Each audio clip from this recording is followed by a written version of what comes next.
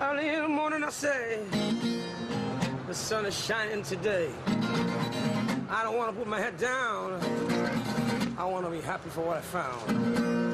I want to thank the Lord and say, Lord, keep sunshine on me. Cause I know ain't nobody gonna be greedy around me, cause I'm gonna be happy. I say happiness is what I need. That's how I feel. Every day I say, I gotta work hard and pray. I say, everybody wants to run around. They want to make a lot of money. That's gonna make them happy, I say. Hey, if you're greedy, you'll never be happy. I say, I want happiness in my life. I want to get a wife. I want to correct too. I want to do what I gotta do. Here I'm making up as I go along. That means I'm happy, I say. Cause I'm feeling good each and every day. Cause I say, I listen to what the music says. Said, happiness, I busted a string on my guitar. Yeah, yeah. The world is in a very stressful place right now. Sometimes it's our own personal issues that are affecting us, and sometimes it's the larger issue of the planet. There's a principle which says that God has the answer to every problem the moment it occurs. Whether we have an individual, personal problem, or we have a collective problem, our mind immediately goes to, what will I do, or what should I do?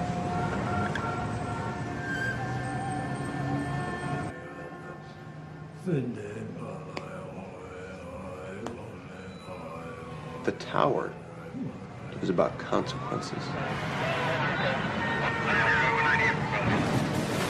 On that awful day, I remember having this outrageous thought. The one and only thing that I could do for this world was to be peaceful within myself. Of course, I was not peaceful in myself on that day, or on any other day, but I became resolved to try. Okay, the planes hit the World Trade Center. There is, in that moment, a plan that emerges from the mind of God, and that plan is for the healing of the world. However, God can't do anything except through people. He can't do anything for us that he can't do through us. God is the electricity, but we're the lamps.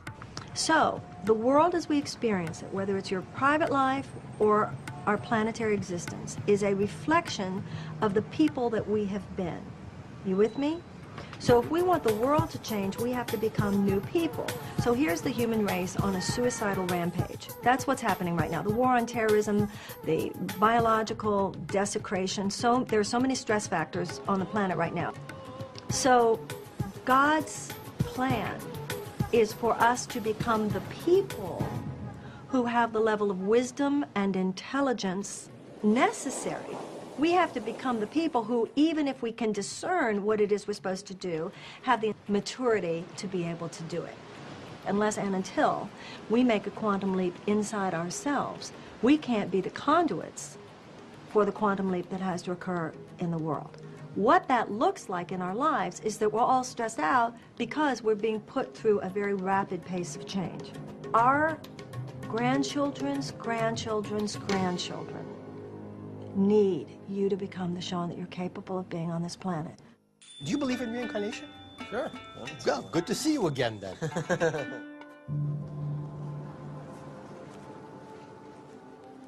Rule number 1, don't believe me, but learn to listen.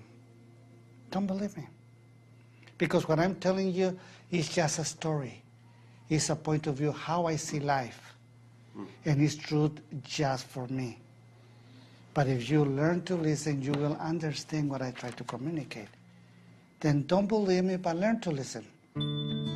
Listening points to who you truly are, underneath all the things that continuously change. While you listen and do everything else, if you're in the present moment, then all the joy that's there becomes apparent to you. And so attention is that which is there when you're truly listening. The second rule is a little more difficult. Don't believe yourself. You know, your head is talking all the time. It's like a wild horse that is taking you anywhere. If you don't learn how to tame the horse will take you wherever the horse wants you. Then don't believe yourself, but learn to listen what you have in your head. And the third one is very interesting also. You don't believe anybody else. Exactly for the same reason. Whatever they tell you is truth only for them. And it's the way how they express the experience that they have in life. Are you gonna kiss it or are you gonna eat it? I don't have all day. But if you learn to listen, you will see that in between all those lies, the truth is coming. And you will be able to perceive that truth. Then if you don't believe yourself, if you don't believe anybody else, if you don't believe me, all those lies will not survive, but the truth will survive. Believe it or not, the sun will be in the sky every single day. You don't need to believe in the truth in order that the truth exists. But for the lies to exist, you need to believe in those lies. If I don't believe myself, and I don't believe anyone else, then... Not as an attitude. No, really don't believe it. Not as a social position that you say, oh, I don't believe them. No, no, no. You're faking it. No, that need to be for real. But you learn to listen. That is exactly the key. Learn to listen. So how can I be a warrior for my happiness? The most beautiful fun of the warrior is to go and clean up the garden every day, because you know someone will put a bad seed in it and it will grow. If you keep feeding that bad seed, which is lies and things that make you happy, that will grow, baby. You catch it right away. This is not happy, boom. And you forget about it because you continue in the now. And that is beautiful. Happiness is a decision I must make. Happiness comes from your perspective. I'm more responsible for my happiness than I used to know. It's not about what's happening out there. It's about how I show up within what's happening.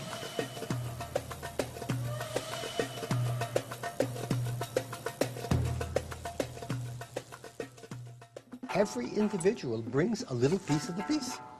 A little piece here, a little piece there. And pretty soon, you'll have a big piece everywhere. But it starts with you, developing your inner peace and then letting it out. The word I is probably the most frequently used word in the language. I am angry. I am American. I am this.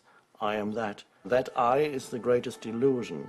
So if I'm not something, am I nothing? Yes, I would pronounce that differently, though. I would say, you are no thing. Now, there's a difference between no thing and nothing. Nothing is simply a denial. But no thing means there is a presence there, but it has no form. Hey, Shawnee boy. How's the monk in training coming, huh? Are you meditating? What do you think? You teach me to elevate? You mean levitate? Action can come from the limited mind, and it's not usually skillful action, or action can arise out of the state of aware presence.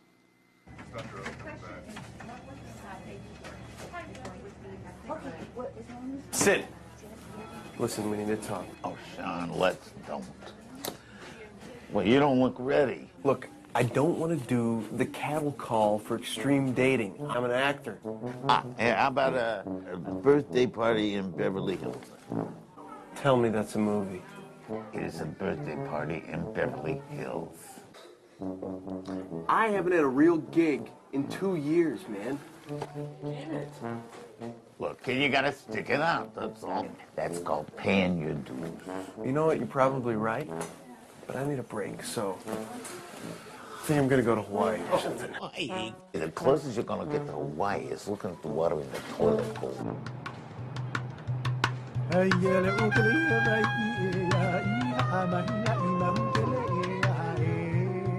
Why, over and over and over and over throughout salvation history has God's message to humanity been, do not be afraid? 2 reasons. Number one, he senses that we are backed into a corner. Senses that we are afraid to step out and celebrate the best version of ourselves. Number two, the reason God's message to us throughout the ages has been, do not be afraid, because he knows that the measure of your life will be the measure of your courage.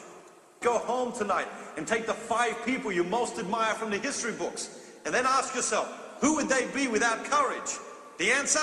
You wouldn't even know their names.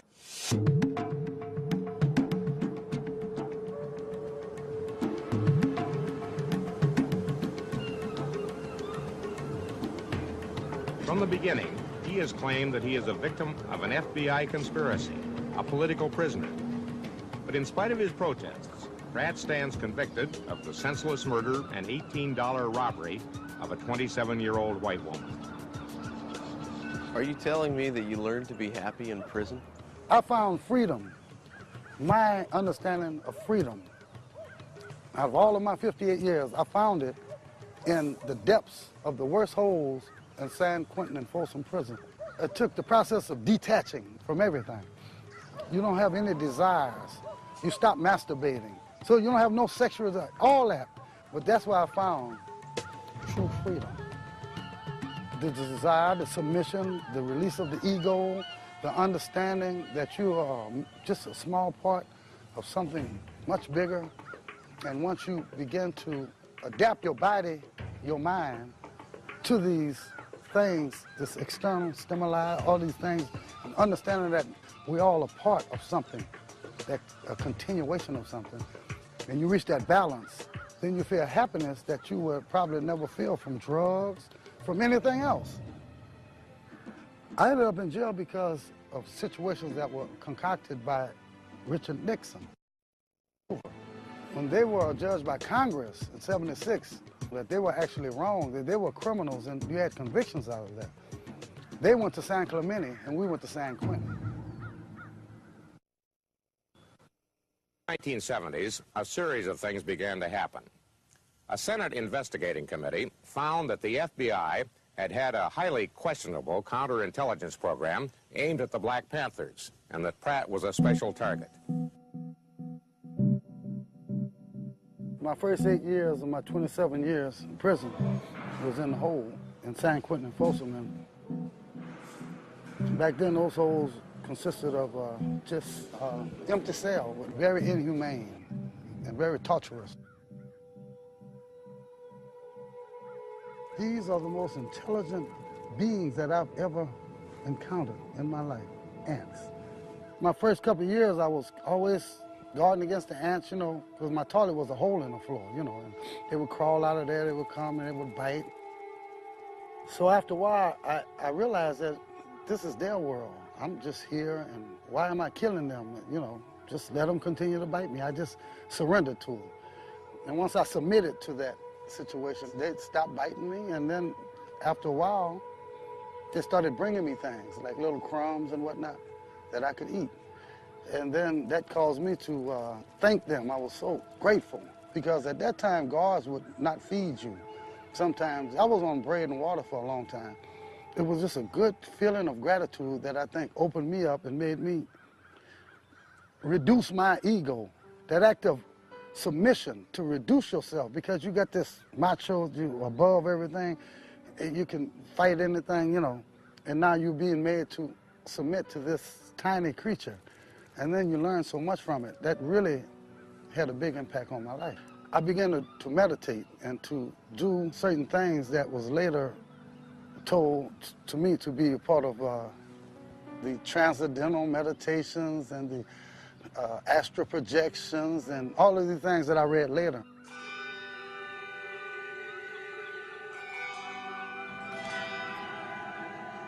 The Maharajnis, Krishnamurtis, led to this thing that you had to let go. You had to not have an ego.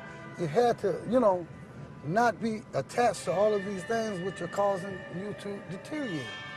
But once you reach that, it's like you are just like a spirit that just exists in and of yourself.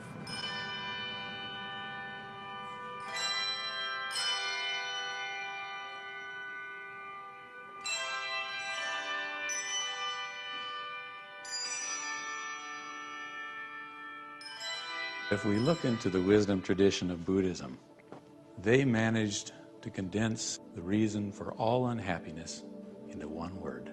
And the one word that they came up with was self-centeredness. All unhappiness comes from this.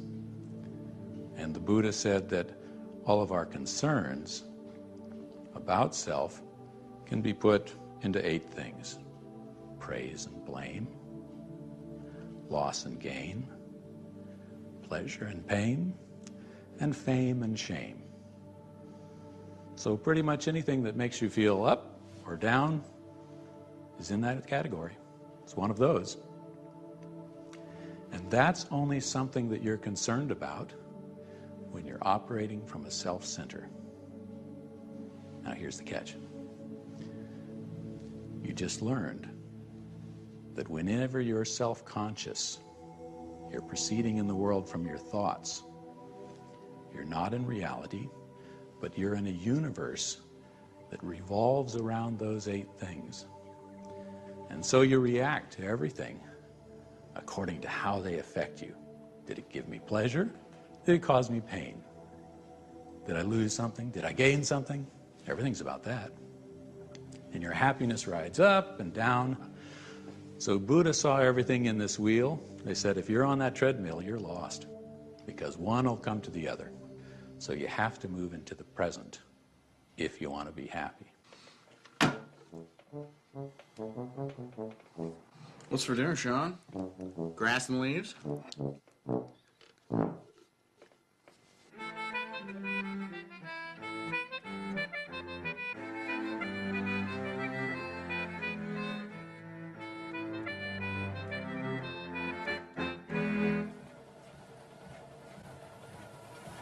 Hello. Sean. So what do Jews expect from you? Jews are, first and foremost, a people of doing, of practice. You know, we don't have any of this salvation issue. We don't believe people come into the world in need of being saved. You're sort of expected to make something of yourself, something that has eternal value. We also believe that the way to do it is sort of like what I'm doing here. You don't become a powerhouse by willing it or by wishing it. You have to make small incremental changes in your life. The big picture is making something of yourself in this world. How do I do that? You study. You find out about yourself, and you find out about God. Anything that He asks us to do has to be for our benefit, because He wants to make us happy. That's what life is about. That's why He created us. It's all about happiness.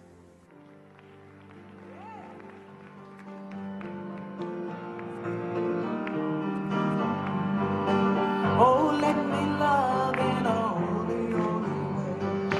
Let me love in a holy, holy way. Oh, let me love in a holy, holy way.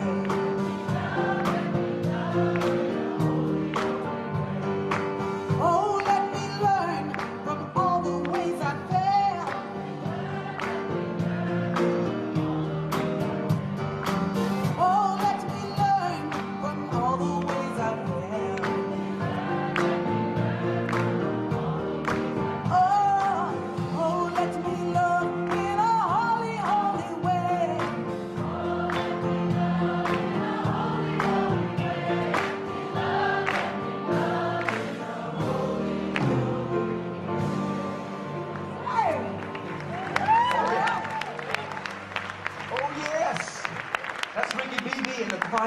the Agape International Choir with a wonderful house band. If this is your first time, just stand up. Welcome to Agape.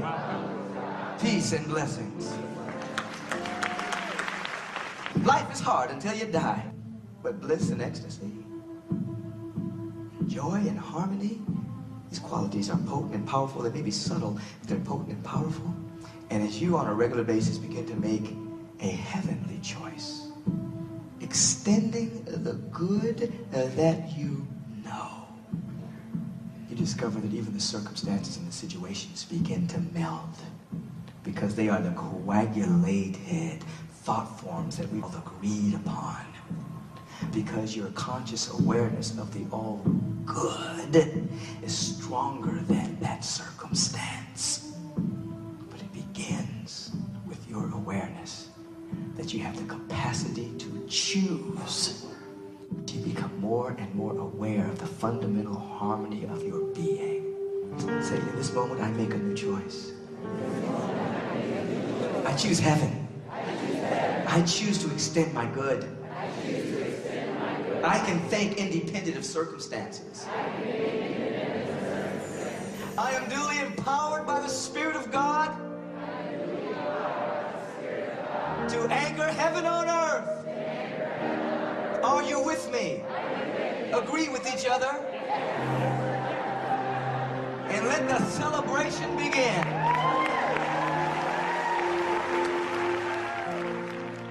Religion is now evolving, where we're becoming aware that all of us have the capacity to be God conscious or to be love conscious and to remove ourselves from being a victim of circumstance. This guy's looking at me. Why are you looking at me? Come on, just... Can I get in, please? Hello, can I get in? Anger is an emotion that covers up fear. And oftentimes, we have anger because we're afraid to feel our fear. We develop compulsive behaviors. But if you're willing to just stop and acknowledge that you're afraid, then you can also acknowledge that somewhere within you, you're bigger than the fear. I believe we grow two ways, pain or insight. And so you either get sick and tired of being sick and tired. Hey, Tweedledummer. Well, we talked about the towel being a part of the uniform, man. I'm just gonna clean up this sweat over here. It is all about service, dude. Yeah, I guess I forgot my towel. Or you have an insight that births you to another paradigm. I don't think I should have to provide that service, Damien. Suffering is not the price tag that you pay to be happy. Yes, and if you bring in 3 people for this month, we're gonna give you a free gym bag. Okay, great. Yes, ma'am? Yes, ma'am. Happiness does not have to be something that happens at the end of some kind of goal. Happiness can be along the way. It's a moment-by-moment choice. Hey, buddy. So how come you haven't turned any of those new session agreements? Oh, yeah. Because you haven't sold any this month. Now get on it. Damien, you're one of those brain-dead morons who thinks that stupidity is a virtue, huh? Exactly. I quit. Oh, yeah, lose the pot belly.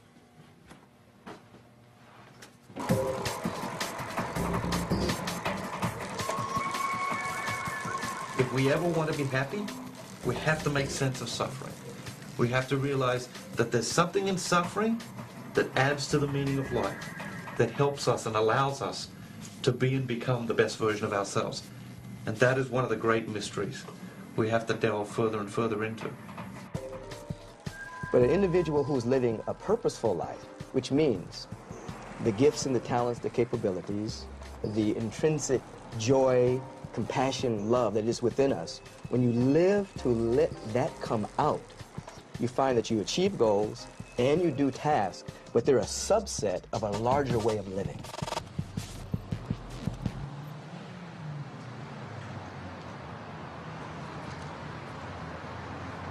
The library here is one of the finest collections of wisdom literature in North America. And the idea behind that is that these are the great cultures of the world, each one has its own wisdom literature. And they're about the laws of nature, the great principles of the universe. They're what we call perennial philosophy, all about the higher values of existence and how you acquire them. You know, Plato answered your question by saying, if you organize your life around one of the higher values, all the rest will come to you because all the higher values commune with each other. And his highest value was beauty. So he organized his life around beauty. And to him, beauty was a being. But just organize your life around one of those higher values like beauty, truth, love, freedom, justice, equality, peace, and happiness will come to you. That would be his answer. I think it's a good one. And then, you know, the man goes and searching for the bull, and then he finds the bull, and then he uses a halter on the bull, and finally he gets on the bull, and eventually the bull becomes so tame that he throws away the halter, sits upon the bull, and reads his scroll as the bull safely takes him home. That's the story of our lives, you know, is controlling our animal nature until finally it becomes one with our higher nature. So the bull really stands for the possibility of every human being totally integrated, not being distracted by his lower nature, but by being assisted by it. So there's a somatic wisdom in our body, physical wisdom in every cell of your being. And once you get harmony with that, then the trip home is really easy. You can see this full blossom of the lotus that covers the Buddha is a total protection to him. And here's the 1,000-petal lotus, symbolic of full illumination. While the lotus comes out of the mud and the darkness that is below, it becomes transformed in the realized Buddha. You see, we all have a Buddha within us, and this represents its full blossoming. Isn't that a great promise to think about? What it says to me is that, well, happiness is an inside job, and you can see the total contentment in the look of the face and the posture.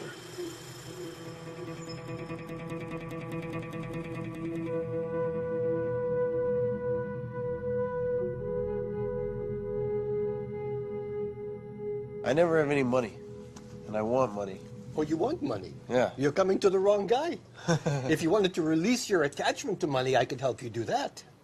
Will that bring me money? No, that will bring me money. Do cars bring people happiness? Of course. For how long? For how long? A couple months. You want to be happy for a whole day? Go shopping. It feels great, but it doesn't last. And then the credit card bills come. You know, if you want to be happy for a whole weekend, do whatever you do for a weekend. Go fishing, go golfing. You want to be happy for a whole month? Take a vacation. Go down to Australia. You have a great time. If you want to be happy for a whole year, inherit a fortune. But if you want to be happy for a lifetime, you've got to find a way to make a difference in other people's lives. You've got to find a way to make a contribution. Most people are so concerned with getting to success that they forget significance. And that's the great journey, is the journey to significance, not the journey to success.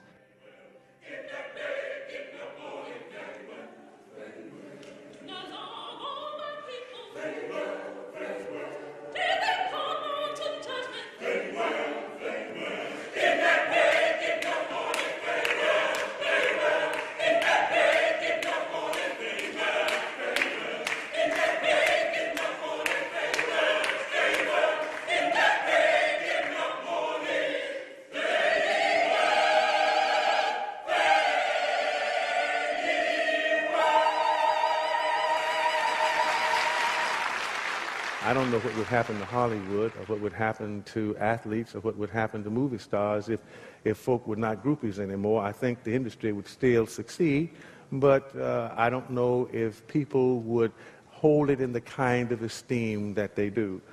But imagine people just following folk, and that's what they do. They follow folk trying to be like them. And maybe we need to have everybody understand that you are a unique creature made in God's image and fashioned after God's likeness. And if you just develop into being the best that you can be, that's better than a false anybody else who you can't be anyway. The reality is, in humanity, there is a desire to want to worship. What we do is misplace who ought to be worshiped. We worship other people who do what we find difficult to do, and we live our lives through what they do, as opposed to recognizing that they don't deserve our worship. The only one worthy of worship is God, because God has made all of us and given us any ability or capacity or potential that we possess. And so we ought to be thankful for whatever it is we are privileged to achieve, because if we hadn't been given what we were given, we would not have been able to do that anyway.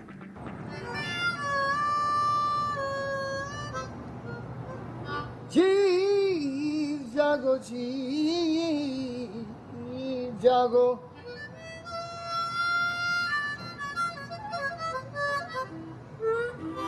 Gaura Chandra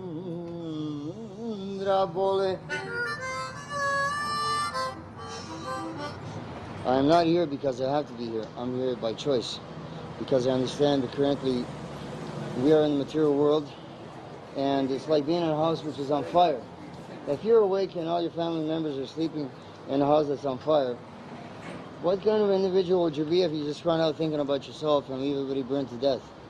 If you can't help somebody, don't hurt them. We're all suffering enough already. Give people more respect than you expect for yourself. And if you got nothing good to say, shut the up, put a harmonica in your mouth. That's why I do it, so people don't recognize you're a fool. That's it. Wake up, sleeping soul.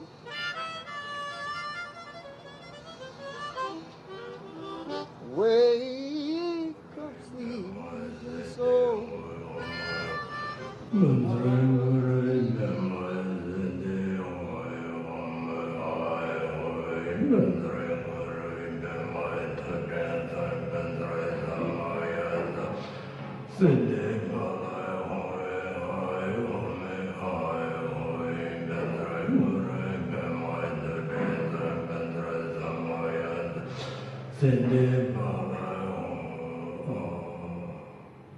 Happiness has to be within. That being the case, what is important is to know, okay, I have been working all these years. I've gone to college, I got a degree, I tried to get a job, but still I'm where I was. So what is really happiness? And we need to talk to our own self.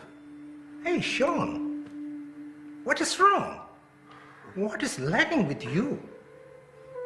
And when we do a genuine interaction to our own self, it has always been me, mine. And if we want to go a little bit beyond that, ours. So there's always, we are making a distinction between oneself and others. And that is a very important finding. Why every one of us are in this rat race. Why? Because we have to get to the destination. Because that is ultimately going to be the source of our relative happiness. This is our contention. This is how we understand. So it is that I, me, and mine, which is the very source where we are. That's why the great awakened ones says, maybe sometimes you want to know what you were in your past life. Look where you are now. That is the very reflection as to what you were in the past. Then the great being says, however you want your future to be, look into what you do now. We basically need to reorient, restructure very pattern of our thinking That is very hard. But our happiness lies right there. Okay? Okay. Oh, yeah. They're different energy centers, and they all have different sounds. So let's try that, okay? Okay. Hoo, hoo, hoo. Ho, ho, ho. Ha, ha, ha. Hee, hee, hee, hee.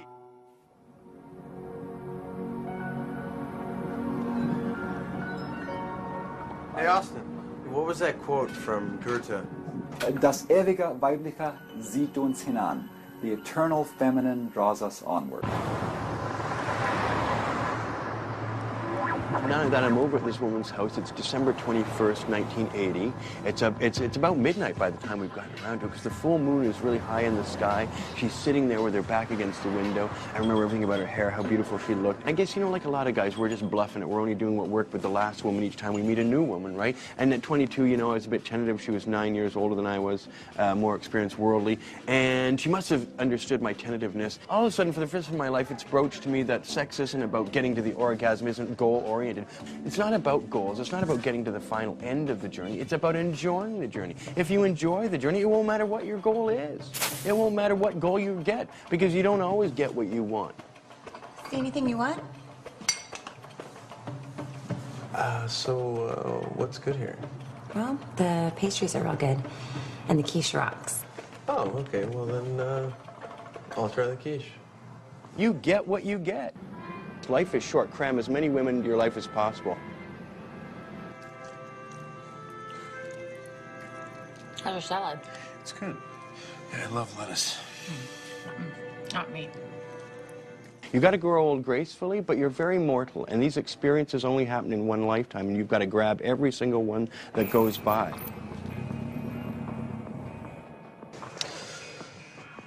Do you want to, watch a movie or anything? You know what? I can't.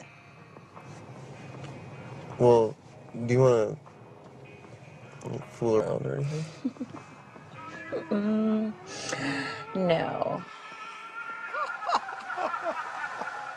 How old are you?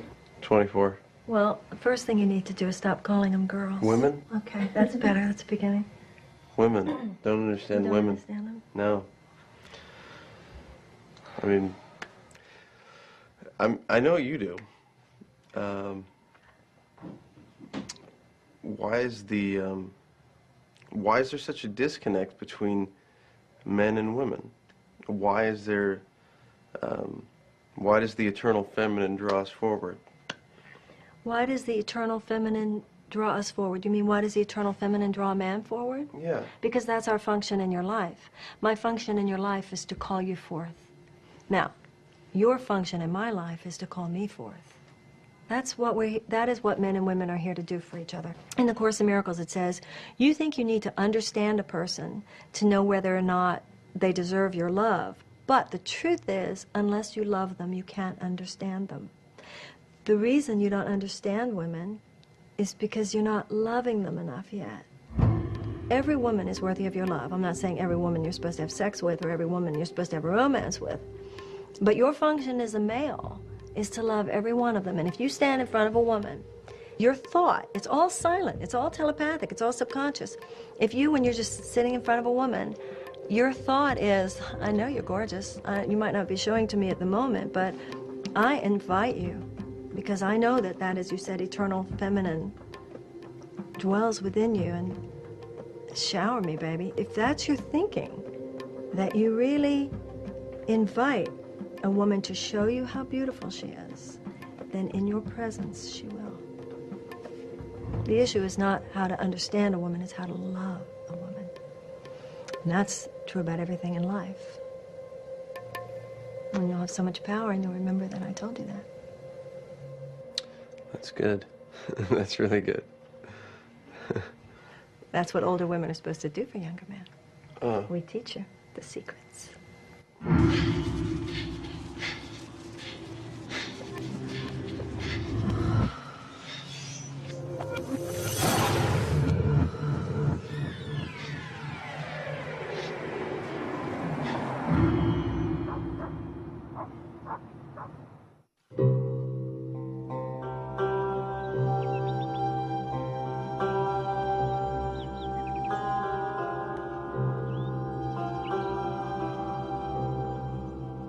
We have a deep narcissism in us, all of us. We have much too much self-love and not enough love of other people. In fact, our self-love gets in the way of our really loving anybody else. Narcissus, if you may remember your Greek mythology, was a man who couldn't love. He refused the love of the nymph Echo, and for that he was cursed by falling in love with himself. After that curse, he came to a lake.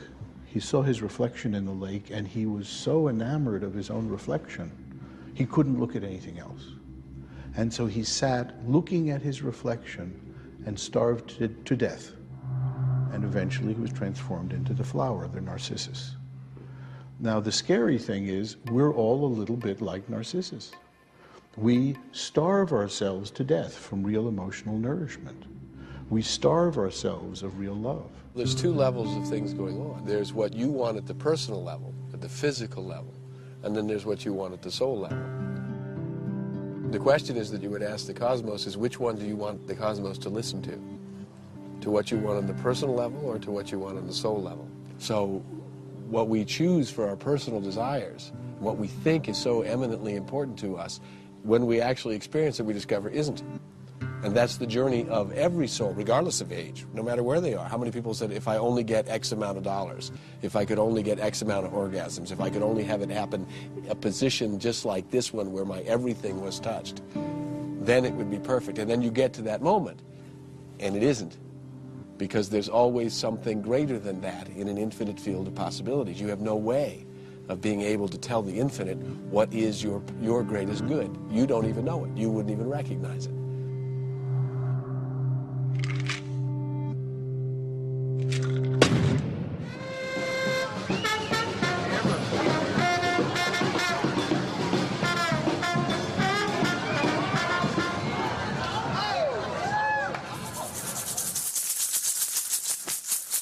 Agila doyan kuo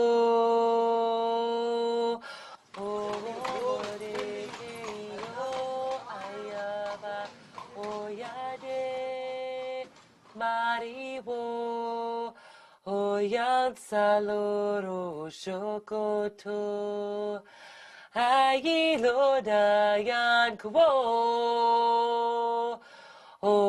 Modekeyo ayaba oyade mariwo. What is it that you're actually looking to achieve?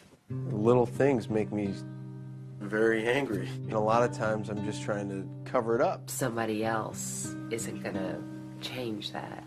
You're looking to attract, but what you really want to attract is your real self and your spiritual self. If that's your way, the physical way is your way to reach that little piece of perfection, that momentary peace of mind. At least it'll give you a little hint of what true spiritual perfection is. And that is the simplest thing in the world. That's the hardest thing to get, peace of mind. So why is it that I want to be unhappy? We don't realize the world that's available to us until we stop the addictive pattern, the behavior that keeps taking our focus and tying it to the physical plane. You're noticing someone's wearing something that pisses you off. They're saying something that pisses you off. They're looking at you in a way that pisses you off. And you just keep tying yourself to that plane. Yeah. You're not letting yourself see that everybody's a spirit, just like you, wearing these funky clothes, trying to fit in. You're seeing them as competition. You're seeing them as in your way. You're seeing them as in your face. You're not seeing them as people in the same human struggle that you're in. And as long as you keep tying yourself to the physical plane, you're going to see everything that's wrong with them because you're there too. And it's seeing the beauty in other people that gives you peace of mind.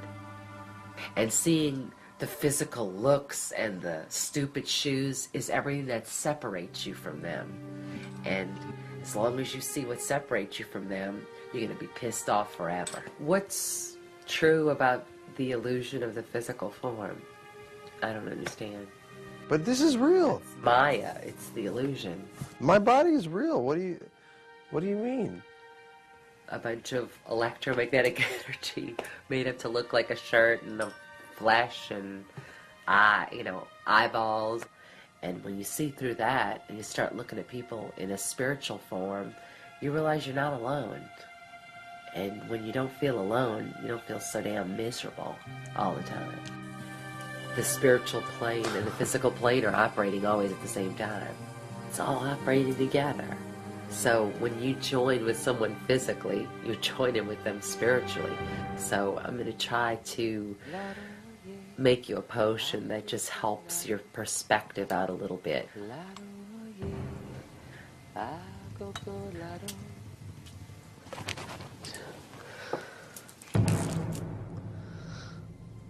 Para suayo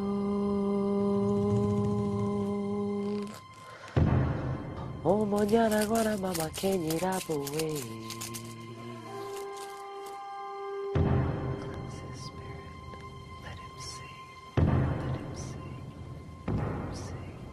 Okay. This is your potion oil. You're going to use this to focus. You're going to use this to get to your highest level of consciousness. It smells really good. Helps them work a little faster.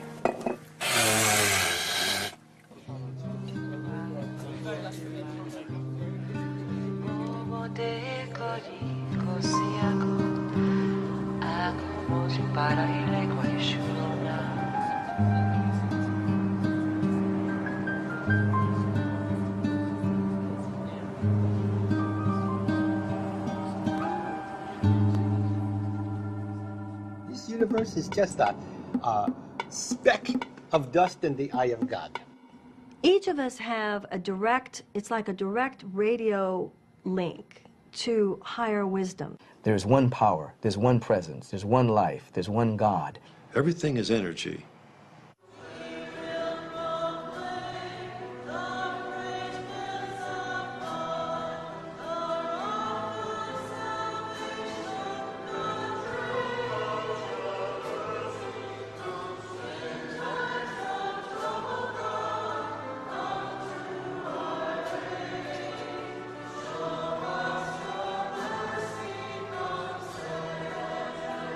So I want to know, what do you remember of me as a child?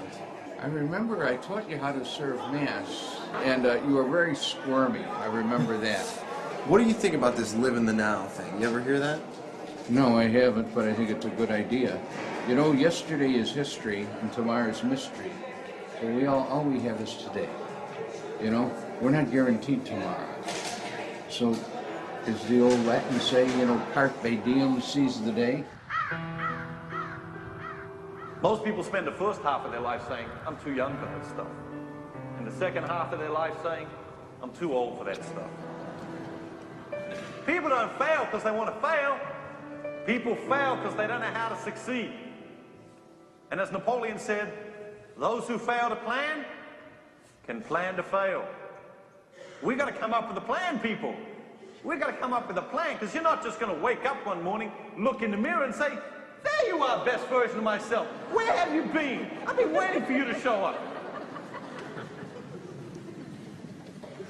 We got to come up with a plan. And how do we do that? We got to get into the classroom of silence. We need silence. You're not going to discover the best version of yourself out there in that crazy, noisy, busy world where we wake up to clock radios and listen to radio while we shower, watch television while we eat breakfast, listen to radio in the car on the way to work, listen to radio all day over the intercom at work, make phone calls, get put on hold, listen to radio. We got Walkmans and Discmans, we got DVD demons, we got cell phones, pages, internet, CDs, TVs, DVDs, iPods. We got so much noise we can't even hear our own thoughts. And you're not going to find the best version of yourself out there in all that noise. Only when you're willing to withdraw from that noise and step into the classroom of silence will you discover the best version of yourself. You may call it love, you may call it compassion, you may call it bodhicitta, whatever you may call it. Literally speaking, that basic goodness, try to recognize that. Recognizing that alone is not going to work. You have to nurture it. After nurturing it, then widen its horizon.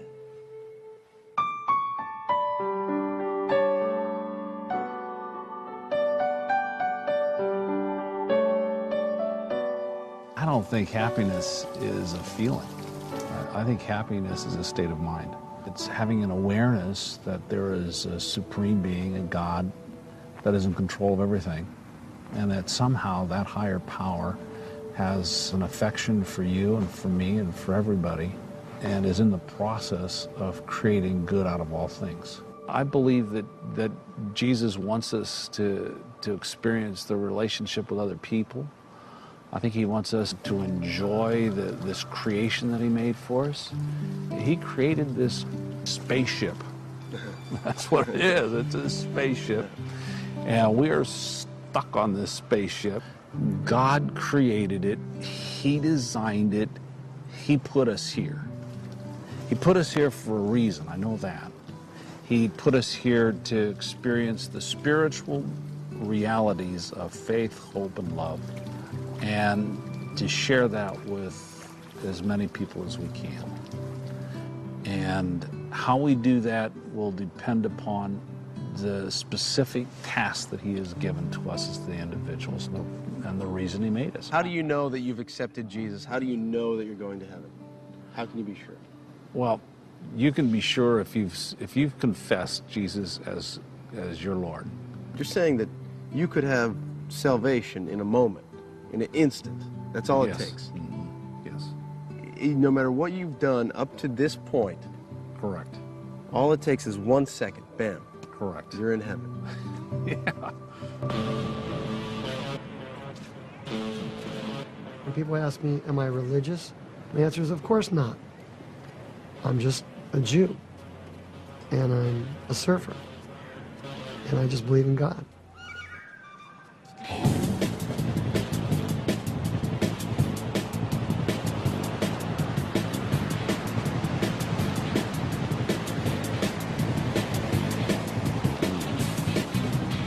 Like everything else, there's a certain preface to where you want to go in life. And surfing develops in a person a lot of inner discipline and determination to not give up.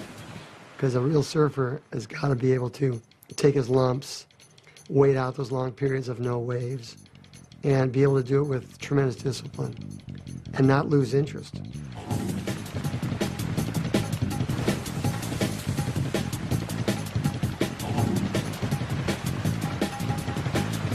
Part of a religious quest is to keep that focus.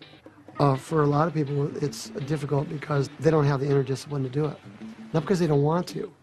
They don't have the desire that can keep that fire burning day after day. For people to maintain that high level of interest in anything, it's not just religion. Whether you're an actor, whether you're an artist, it's very, very difficult to do. Surfing is something that keeps you absolutely focused. When I'm not surfing, I'm getting in shape, getting ready for the next swell. It doesn't matter what religion it is, it doesn't matter what you're pursuing in life. The whole issue is to not lose focus. But the basis has to be the attitude and the perseverance, the ability to wake up every morning and just plug away as though nothing in the world was mattering except your own pursuit after that religious experience.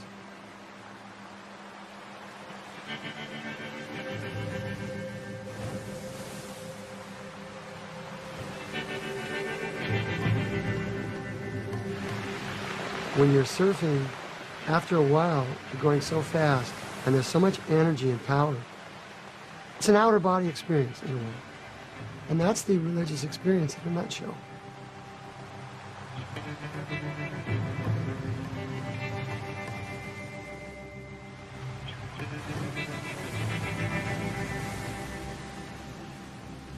So there's a story in the Western monastic tradition, which is also a story that the Buddhists have, where these two monks are walking along, and then they come to a river, and the river needs to be crossed.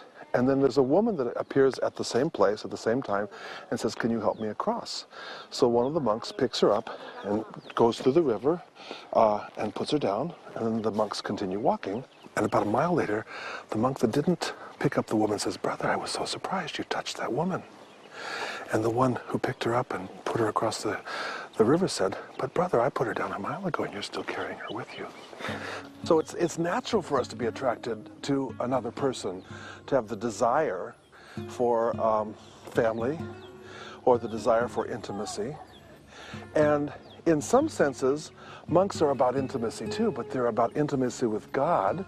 They see this as the interpenetration of God with the soul. Praise the God Almighty, to His Son Jesus Christ the Lord, to the Spirit who dwells in our hearts, both now and forevermore. To a potential monk, I mean, what do you tell him are the advantages? Well, obviously the advantage is that you find a life where you find meaning. That's the main advantage, I think, don't you? Well, is the pay good? Of course, there's no pay, but the retirement benefits are out of this world. Can you get out? You mean like leave? Well, I mean, maybe take a year off, like a sabbatical, and not be a monk for a year and then come back. Well, it depends what you mean by not be a monk, you know? I mean, like- We've sent people off to study for a year, but they're still a monk. So you mean by, like, just sort of suspend your vows for a year? And Yeah, I won't follow the rules for a year. You can take a leave of absence from this life if you need to and want to, but then you have to be honest what you really want to do. And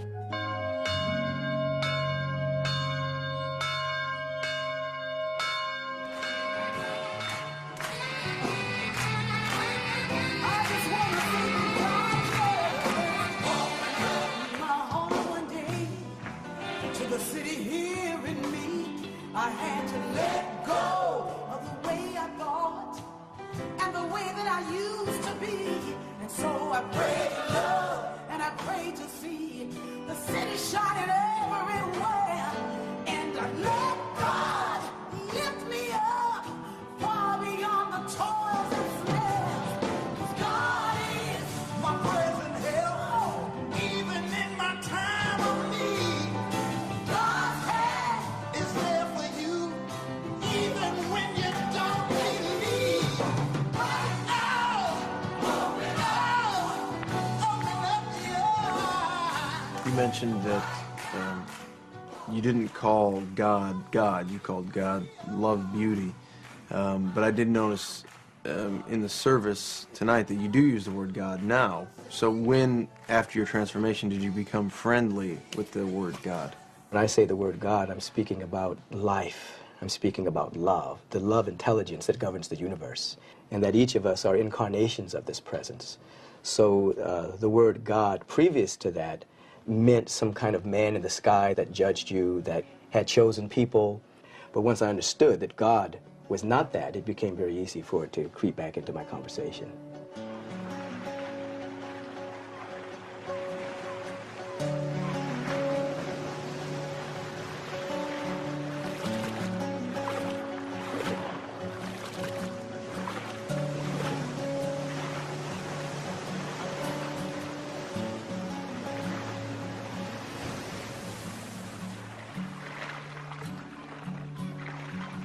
The way that I will feel about myself is not determined by how you look at me. The way that I will really feel about myself and experience myself is determined by how I look at you. And that's exactly the opposite of the way that most of the world thinks. You know, the world is totally at the effect. And what this does is put you at cause. It's like the Buddhists used to teach. There's only one ego appearing as many. So selfish. Or, in other words, there's only one of us that thinks that it's here. Yeah. You know, and you're it. If you go through life, you know, judging and condemning other people, having negative thoughts, all that you're really doing is sending a message right into your own unconscious mind that you're guilty. It's like A Course in Miracles puts it, you know, forgiveness does not pardon sins and make them real. It sees there was no sin. And in that view are all your sins forgiven. We're taking responsibility for the whole thing. We're realizing that the universe of time and space was not made by God, but that it was made in this seeming separation from him, and thus it's not his responsibility, it's our responsibility. So now we can forgive people not because they've really done something, but because they haven't really done anything, because we're the ones that made up the whole thing in the first place. The way it started is I was meditating in my living room, and I came out of this deep meditation. I looked over at my living room couch, and there were two people sitting there. And they identified themselves as ascended masters. And the woman said that in a previous incarnation, she was St. Thomas, you know, one of the original disciples of Jesus. And the other guy said that he was Thaddeus. He was also one of the original disciples of Jesus. And the major teaching that they would eventually get into is a modern spiritual guide called The Course in Miracles. The voice that teaches The Course in Miracles is the voice of Jesus. And according to them, the Jesus that they knew 2,000 years ago is not the official version. You know, this is not your parents' spirituality.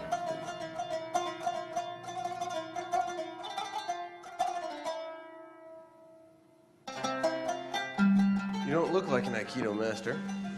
I'm not. I'm just an old guy who's been doing Aikido for about 40 years. But let's try something.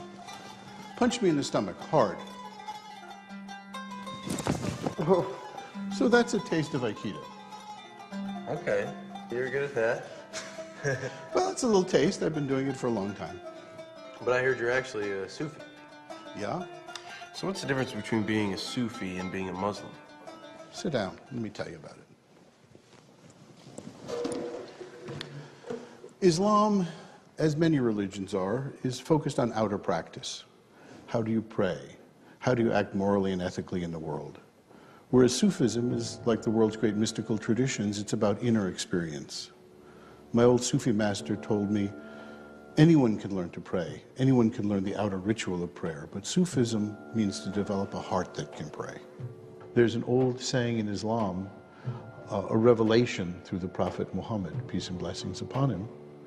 God says, there are 70,000 veils between you and me, but there are no veils between me and you. Those 70,000 veils are actually veils that we put over our own souls. So the light, the joy, the happiness, if you will, of the soul is not available to us. Not because it's not there, but because we've covered over with our concern with other people's opinions, our running after things of the world that are all ephemeral. Well, how can I uncover my soul? Veil by veil. Try saying Bismillah before you act. Bismillah. Bismillah. Bismillah. B is in, Ismi is name, Allah is God. Bismillah. Bismillah. Yes. And not the word, of course, is important. The meaning is important.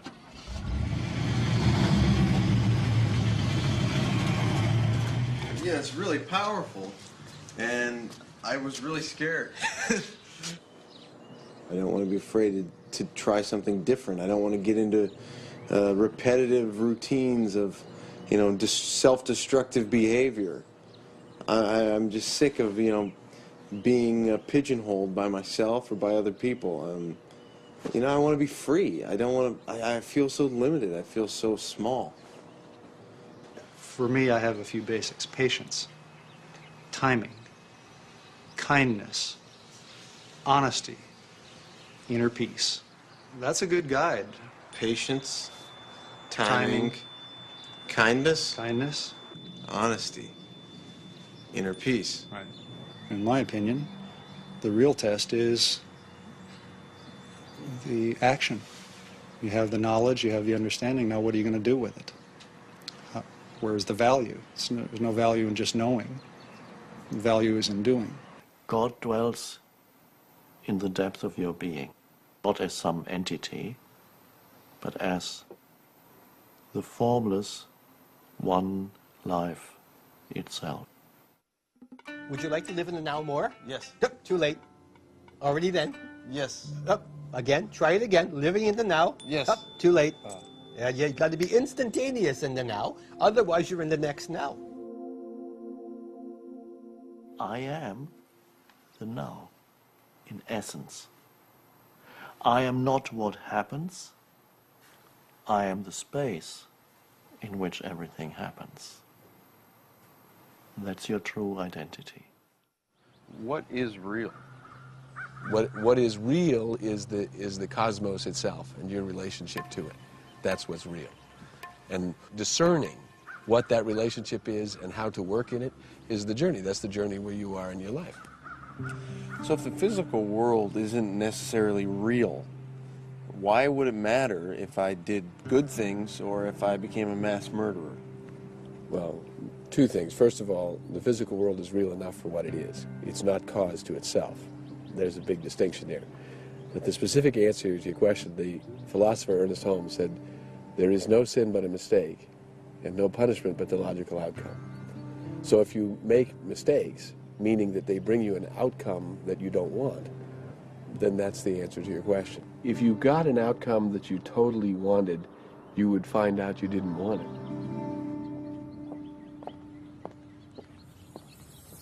The reason being that what we are is an aspect of an infinite possibility. And when you outline specifically how it's going to be, you have circumscribed the infinite. You've told the infinite how it is you will be. Now that creates a conflict because your soul has told the infinite what it seeks is to be at one with the infinite. So the average person is not experiencing reality. They're experiencing their thought about reality. Now, in terms of do we create that? Yes, we create our experience of reality. Happiness does not have to be something that happens at the end of some kind of goal. Happiness can be along the way.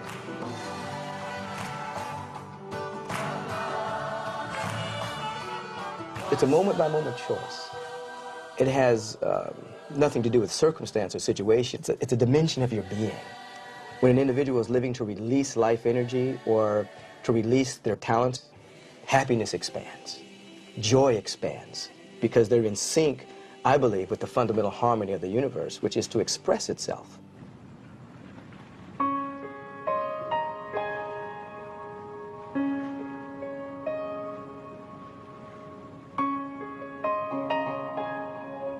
The reason why people think there are many, many moments in every hour, in every day, in your lifetime, because what happens changes continuously. The forms around you change continuously. The thoughts that go through your head change. The emotions that you feel change. The people around you change. So people think every time it's a new moment, this moment and another moment and another moment. If you look more deeply, you see it's not another moment, it's always now. But the form that appears in the now changes continuously. But it's always now. And ultimately, now is who you are. The space of now is the space of I. And then things happen in it and they change continuously. The world that the senses perceive is the realm of effect. The realm of consciousness is the realm of cause. So when your consciousness shifts, you have an ability to affect situations in a way that you have absolutely no idea about. So there is no out there. Not really. The Course in Miracles says one day you will realize everything's happening in here. There's an old story I heard once about a extension agent who's going through the countryside, and he comes upon this farmer sitting on his front porch, rocking in his chair, chewing a piece of grass, and the extension agent says to the farmer, "Wow, great field you've got, great. You know, your whole farm is just beautifully manicured. It's gorgeous. I mean, it's really terrific. God's really done a great job with your farm." And the old farmer says, "Yeah, but you should have seen it when God had it all to himself."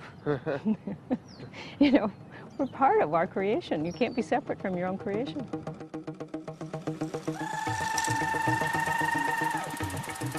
Stop fooling around. Stop fooling around.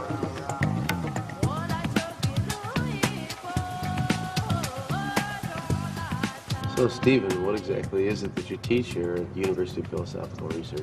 I teach attention mechanics. What's that? Well, in pursuing an understanding of your consciousness, you'll find that you are what you do with your attention. So until you know where your attention is, what you're doing with it, what it's doing, you won't really have a clue about how things are coming together in your life. Does that mean that you pay attention to what you want and just don't pay attention to what you don't want? Yeah, so what do you want? I want to be happy. You want to be happy. Would you be happy just thinking about happiness? No, I just want to be happy. Well, do you know what happiness is? No. So we can forget about the whole universe of thoughts.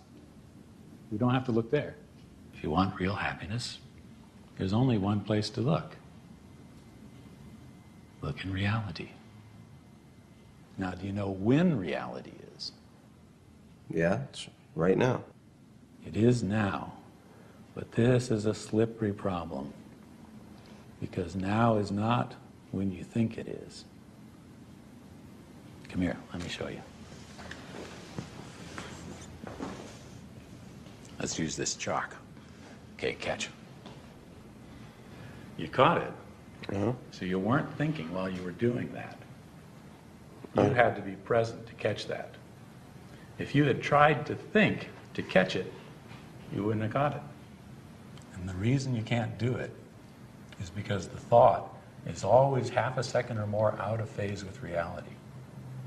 That's why you can't drive and think.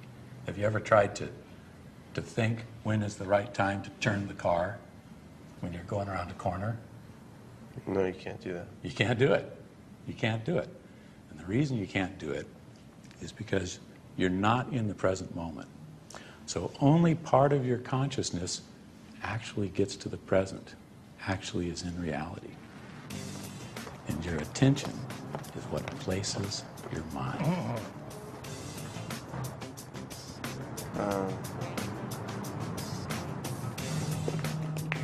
Check and mate. Well, one thing I've learned about happiness is it's not always about getting the thing you want, but it is about learning how to be with what is.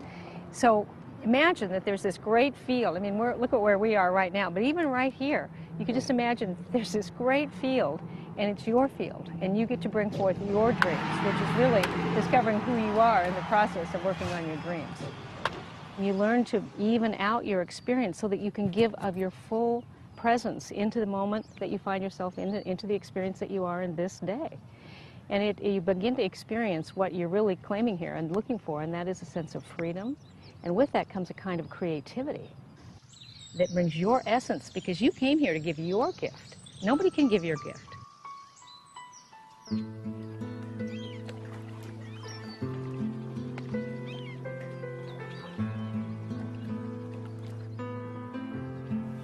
When I had been in my darkest moment, I happened to read The Power of Now. What Eckhart Tolle had to say about happiness had been the impetus to go on this journey.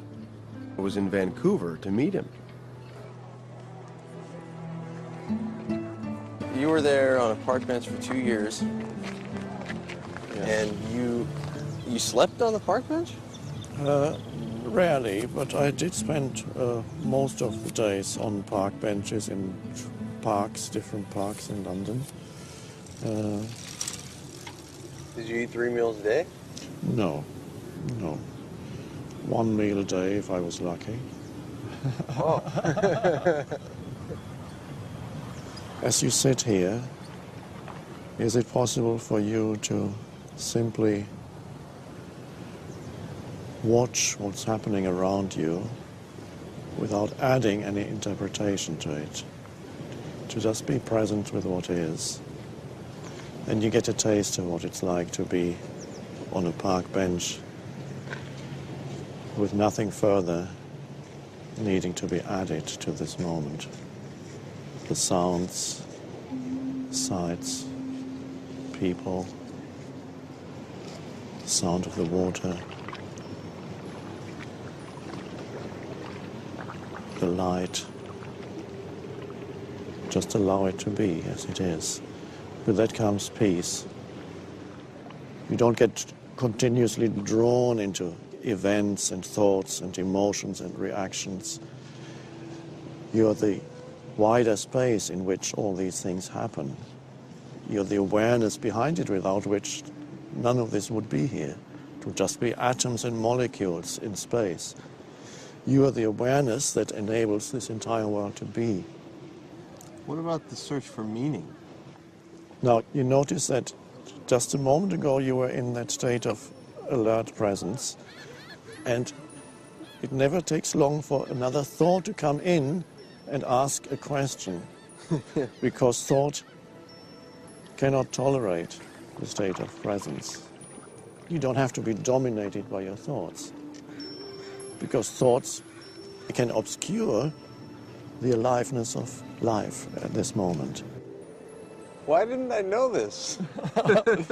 It's a deep-seated habit of being totally identified with thinking. It's the human condition, which could be described as lost in thought. Because up to now, evolution has been unconscious. It was automatic. But now evolution is consciously chosen by a species, and that's a revolutionary thing.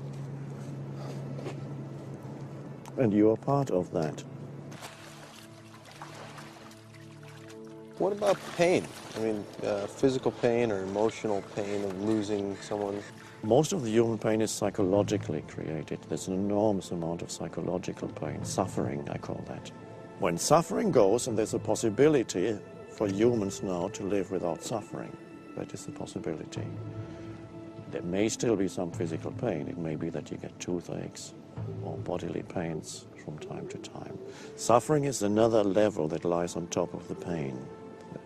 Suffering implies a story, a little me that is unhappy, a mentally constructed entity, a little me that has an unhappy story that is its identity. And that creates an enormous amount of suffering. Not only do you make yourself suffer, you make people around you suffer. To be at one with life is to be at one with the present moment, because that's the only place where life can be found. You cannot leave the space of now. That stays with you, whatever you do and wherever you go. Your life has never been not now and will never be not now.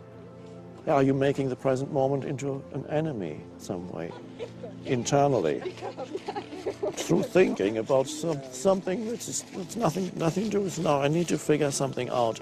Well, first of all, be here fully, and then whatever is needed in your life comes. It comes out of the power that dwells in the present moment, that most people overlook. There's an enormous power here, which is the power of life itself. And most people look for something and ignore this. And the power of life itself is inseparable from who you are in the depth of your being. Many times you will forget. But the moment you realize that you forgot, there's the possibility of saying, yes, I lost the present moment. And there's the possibility of choosing to re-enter the present moment. The first thing that happens when you re-enter the present moment, you become more aware of sense perceptions. You suddenly, there's a greater alertness. And then you become more aware of the aliveness in your body. You feel the life within. It's like the entire vibrational frequency of your body shifts when you become present. It's a different state of consciousness. More alert, more alive. And many times you will lose it. And then you'll remember. And that's good enough. Now then, don't believe the mind when it tells you, you can't do it now, you've got too much on your mind, you can't be bothered with the present moment. Those are just thoughts. There's no need for you to follow those thoughts. Just watch them. They are thoughts that the mind throws up. You don't need to believe in them, because they're not true. When the mind tells you, you can't be present now because you've got too much on your mind, then okay, you can say, okay, let's see if that's true. And then you feel, there's an aliveness in my hand, there's an aliveness in my body. There's beauty all around.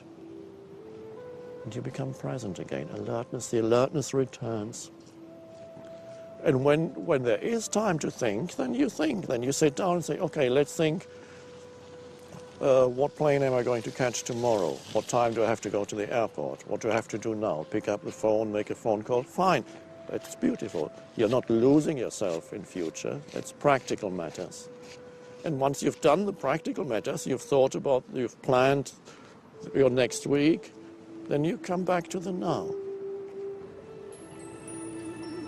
The inner transformation is not really about finding lots of answers to your questions,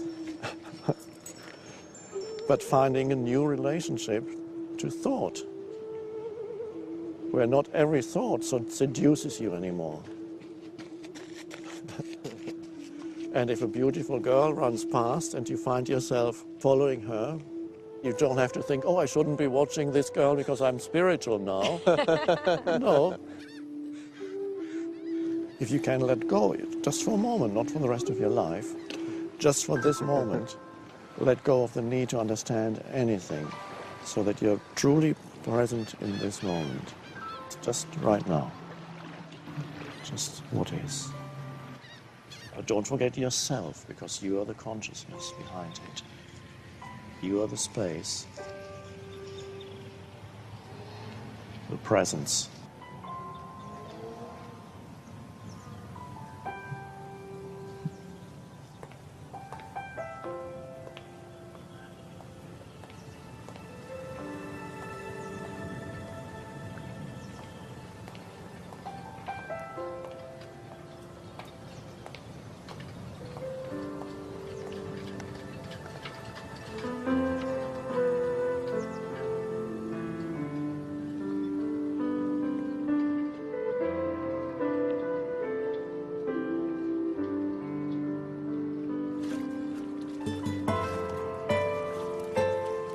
Life wants to support you, but first you need to be open to life.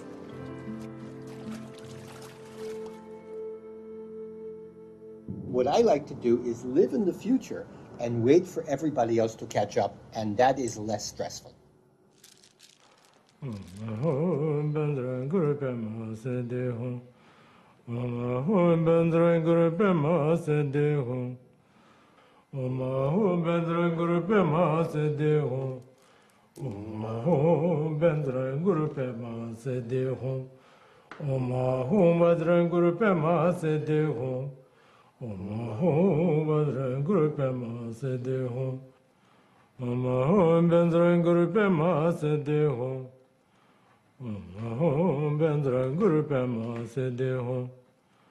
Self-love and appreciation simply means that you're loving what the universe, what God has created as you. It's not being superior to anyone, nor is it being less than anyone.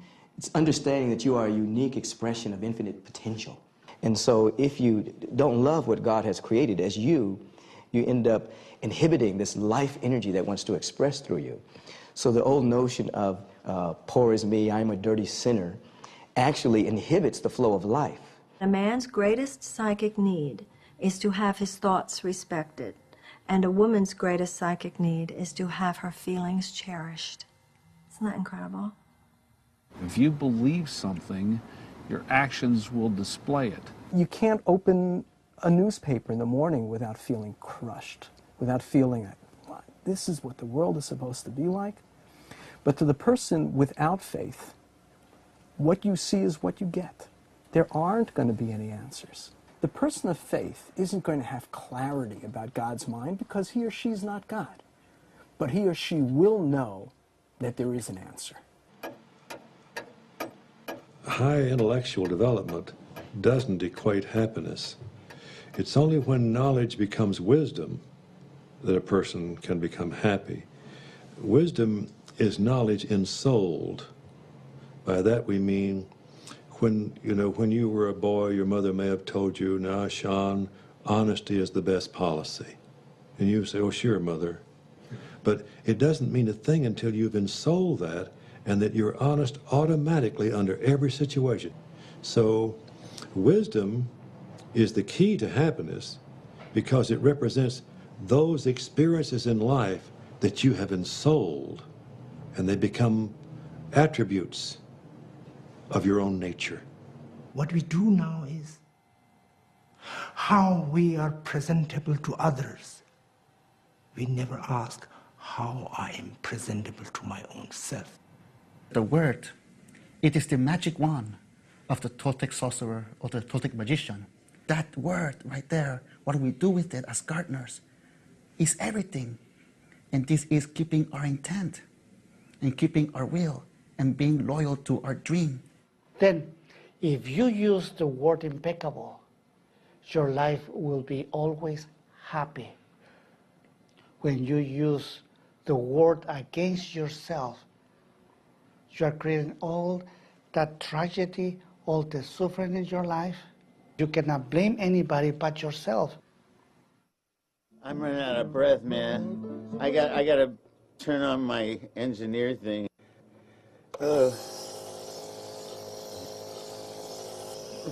I know you thought you were going to die when you came out of the hospital, so are you happy that you're still alive?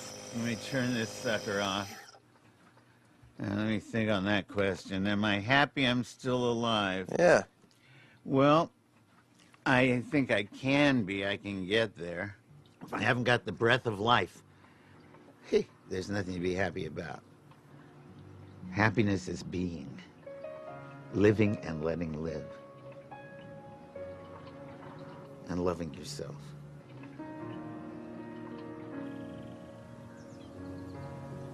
You are here because you are the main character in the story of yourself. The story, in some ways it's worked, and in other ways it hasn't worked. And so the character in the story has come here and wants to know how to make the story work better. Isn't that so? Yes. Now, whatever answers anybody can give you of how to make the story work better, there are things you can make the story work better, but all that doesn't really help unless you get to the bottom behind the story, the I behind the story. Then, if you are in touch with that throughout your life, the story will unfold with much greater ease because there is a deeper dimension that is there. If the main character in that story, you, has never known the deeper I, the timeless presence that is the consciousness that you are, the attentive, spacious.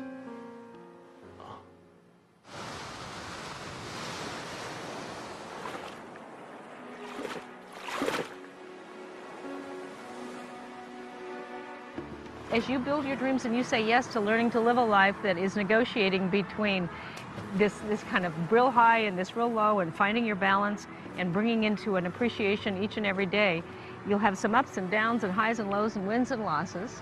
And as long as you're holding that my dreams, bringing forth my dreams in the best way that I know how, what I get to discover along the way is really who I am. And what I'm really bringing forth is more than that dream. I'm bringing forth the gift of me.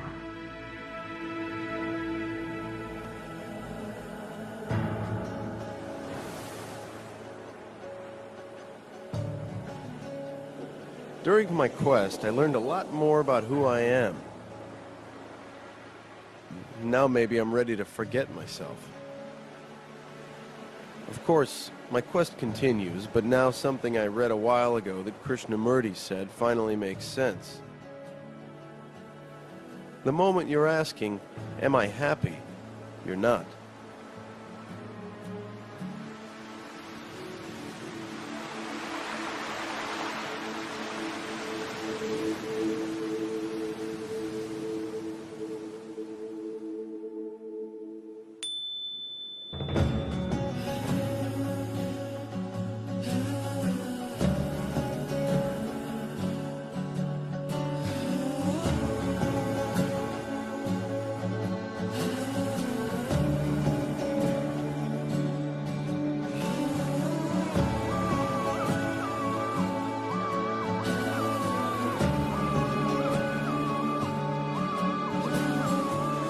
Sometimes I'm right, sometimes I'm wrong.